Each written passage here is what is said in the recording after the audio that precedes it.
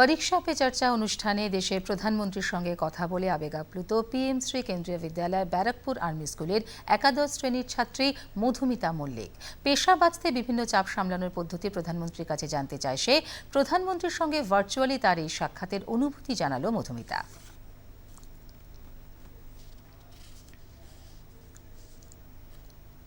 প্রধানমন্ত্রীর সঙ্গে তো আর সবাই কথা বলতে পারে না, তো আমার তো খুবই ভালো লেগেছে।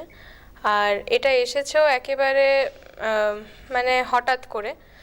আমাদের স্কুল থেকে বলেছিল যে রেজিস্টার করতে পরীক্ষা পে চর্চার জন্যে, সেটা অনেকবার করে পাঠিয়েছে। তারপরে আমি ওটাকে রেজিস্টার করলাম। এবার রেজিস্টার করার সময় ওখানে আমাদের কোয়েশ্চেন জিজ্ঞেস করতে বলেছিল। সেখানে একটা কোয়েশ্চেন আমি তখন আমার যেটা মনে হয়েছে আমি দিয়েছি। এবার সেটা ওনাদের ভালো লেগেছে, তারপরে আমাকে সিলেক্ট করেছে। তারপরে কোয়েশ্চেনটা আমি জিজ্ঞেস করলাম, উনি আনসারও করলেন প্রধানমন্ত্রী। তো সেটা আমার খুব ভালো লেগেছে, আমি খুব এনকারেজড ফিল করেছি।